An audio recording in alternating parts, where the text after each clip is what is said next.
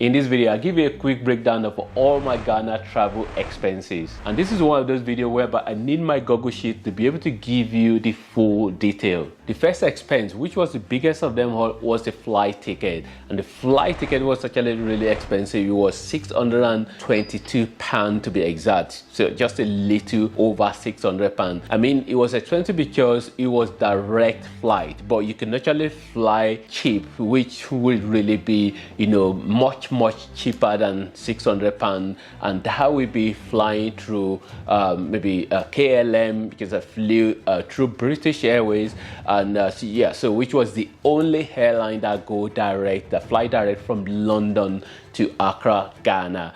And I made a video about that as well. You can watch that video if you want, which will be in the description box below. So that flight ticket, it was kind of like about 53% of the total cost. One expense that I didn't really budget for, which I mean at the end of the day wasn't that bad, was the yellow fever vaccination. So yellow fever vaccination, it was something that I didn't really know about. So I knew about the COVID vaccination, so which I've already had in the UK, and I had the evidence with me, and that was fine. But it's then said at the airport when I landed that I have to show them evidence of yellow fever, and I was like, yellow fever, I didn't really know that was needed. But eventually, to cut the long story short, I had to take the yellow fever vaccination just there at the airport, and it was to cost £15. They said £15, or I think maybe $20 or something like that. But eventually I gave them £20 note, and then they said for me to collect my change, and they said they don't have change. And I was like, really? But just after a long flight, I was just really tired anyway, so I just like, anyway, so just let me go, and then I just left. So which means that that yellow fever, I'll just have it down as £20. The next expense on my chart is the flight ticket from Accra to Kumasi, and that was return flight ticket. So I literally left one day and returned back to Accra the following day, and that was really something that was really close to 1,600 cedi, Ghanaian cedi. So but for me, in conversion for that period, it was around £94, and maybe in dollar it's something like $113. And for that sort of trip, Accra to Kumasi, for somebody that is staying in Ghana for longer, because for me, I was just in Ghana for 3 days. So if I were to be in Ghana for a longer time, say maybe a week or so I would have actually preferred to do a road trip to go to Kumasi, because I actually really love road trip as well. So it would have really been a good road trip for me, but because I didn't really have that much time, so I decided to fly to Kumasi. Another expense which you will expect, which is mandatory definitely, is accommodation. And the accommodation for me, it was kind of like I stayed in variety of accommodation. I did a video about that as well, so which I have 2 Airbnb, and actually one Airbnb I didn't really stay there in the end, because that's another long story which I won't want to be talking about. But anyway, so I had 2 Airbnb booked, and then had one local hotel where I stayed in as well, and then I had kind of like an international chain hotel or franchise, you call it, the B-style hotel, so which was the most expensive one. I did a video about the accommodation as well. You might want to watch that video as well. So I ended up spending almost £200 on accommodation, and accommodation as well is one of those ones that depending on your budget, really, for variety of budget, low, medium, or high in terms of budget as well, you're always going to find the accommodation. It's just depend on your taste, really, and depend on what you want and how much money you have to spend. So for accommodation, for me, it was something like about 17% of all my expenses. There's this expense as well that I have on the chart, so which was for YouTube creator event. There are 2 mandatory expenses that I put together in one. I'm talking about food and transportation, and this is something that really depends on your budget as well, in terms of like, do you want to go low, do you want to go high? During my 3 days in Ghana, I moved around a lot, and it was so difficult for me to literally have record of everywhere I went in terms of like what the transportation cost. But what I will say is that I will say maybe 95% of my moving around I use Uber and Bolt. With maybe even 97% or so. So, but I think it was only in Kumasi when we used another local transportation method, which wasn't Uber or Bolt. But what I will say is that it just depends on the distance. So I remember there was one particular boat that we took. It ranges from kind of like a 30 Ghanaian city. I think there was even one particular one that was like 70 Ghanaian city. But obviously, if you want to save some money, you can just decide to use other means of transportation, not just only using a boat or Uber like the way I did most of the time. For me, just 3 days in Ghana, how we say 2 of the 3 mornings when I was in Ghana, like the first morning it was at the B-Style Hotel, so breakfast was included in my hotel a fee, and also there was another morning as well. I think it was the 3rd morning whereby breakfast was also included as part of the cost of the hotel. So, and then I think the 2nd morning in Kumasi, I didn't really have breakfast really. So, and I think there was a day as well that I didn't really have lunch. It's just because I just wasn't hungry. I was just really very excited and just having snack and all of that. So, but I remember one particular food as well that we had at Chicken Inn at Accra Mall, and I think. Do I have the receipt? I think I have the receipt. Yeah, so there are some random receipts I have here. So that Chicken Inn at Accra Mall, I think it was 114 cedi or something like that. I don't know whether that can 114 cedi. So it was 2 of us. So I have somebody else with me, a friend. Say for example, you have to have some street food, and that would be your meal or something like that. You're not really going to spend 114 cedi. So, and then in Kumasi as well. So I think they had fufu as well in one popular restaurant as well in Kumasi.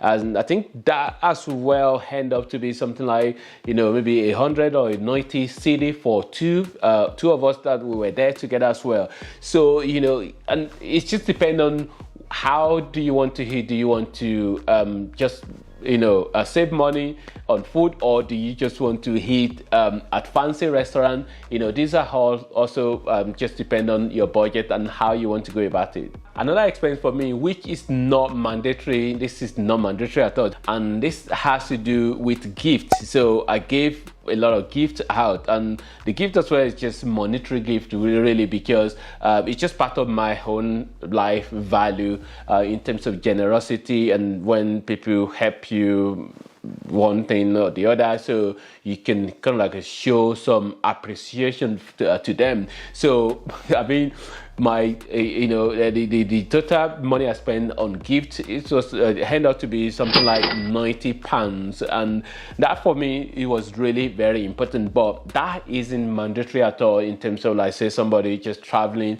It's not something that you have to do if you don't want to do so. But so for me it was really important to have that as part of my travel budget. Another expense for me is this little drum, which is like a souvenir. So I got this at the airport, and so it was I think about 190 Ghanaian cedi, so which I bought this for. I mean, when you buy something at the airport, most of the time it's kind of like overpriced anyway, but hey, so I just saw it and I liked it, and I thought this would be like a souvenir to bring back home. Something I must mention as well is the 110 for food and transport. It's not just food and transport. There are a lot of other tiny expenses really, which I just lump all of them under food and transport. So basically, all the total pounds cash that I have with me, so I kind of like just deducted all the usual major expenses. I deducted them, like the gift and all of those. I deducted them, and every other money that was left that I spent that I didn't have back with me into the UK. So they were all lumped together under food and transport. For example, I visited Nana Ashanti Big Shop, so which I did an interview. So that video is up on the YouTube channel as well. So that video, when I went there to that shop, I literally bought, did some shopping there, genuinely actually, some shopping that I did, I even brought back to the UK with me, and that as well, is all put all under, food and transport. Seriously, I think the transport cost from your home to the airport as well, I think it should really be included, even though I didn't really include that. Is not included in all my expenses that I've just show you really. So, but I think that as well should be part of the expenses. So, because if you're leaving your home, either you're buying a fuel or gas, they call it in America, into your car to drive you down, or you're taking public transport or whatever you're taking from your home, the distance from your home to the airport as well, at your departure, location. I think that should be included as well. Something else that I didn't really spend money on is attraction. So because if you are going to various attractions as well, you will expect as well to spend some money. Actually, I spent a little bit of money, but not really a lot. It's just like some tiny money. I can't remember how much it was now, just at the Maya Palace, so in Kumasi. But no, so I think that was already been recorded as part of the gift as well. So that, but that wasn't really attraction. It was just somebody that did the narration for us, that told us a lot of history about the Ashanti, and then kind of like a way just to appreciate that person. Generally, so you might also have to think about, maybe you have to visit some attractions whereby you will need to pay some money for those attractions as well. Those are some of the things that are not included in mine, because it was just 3 days, and most of the places where I went, I didn't really have to pay money or the attraction fee to get into there. So, but obviously there are a lot of other places where you might need to pay for attraction, and that you need to consider that and budget for that as well. All my travel expenses to Ghana in total, it was 1,152. So maybe round it up to 1,150 pounds.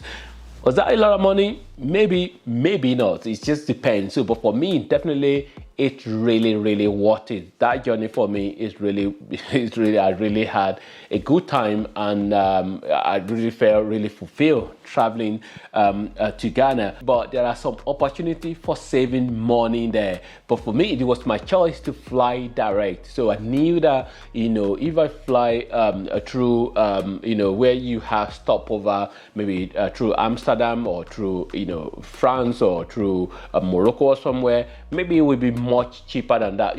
Not maybe, definitely it was going to be much cheaper than £622 I paid for my flight ticket.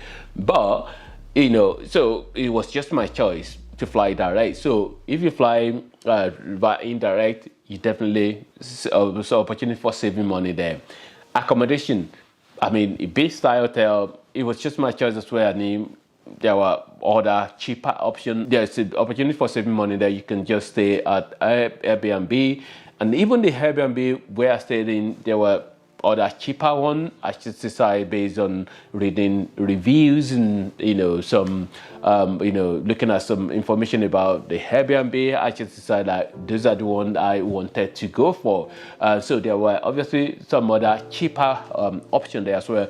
Hotel as well, you don't really have to stay at Airbnb as well if you don't want. There are local hotels that are much cheaper than Airbnb. And Ghana, reasonably peaceful country. I mean, no place is 100% safe and secure, but Ghana is a reasonably peaceful country, so you can stay in a local hotel, so where you can actually save money as well.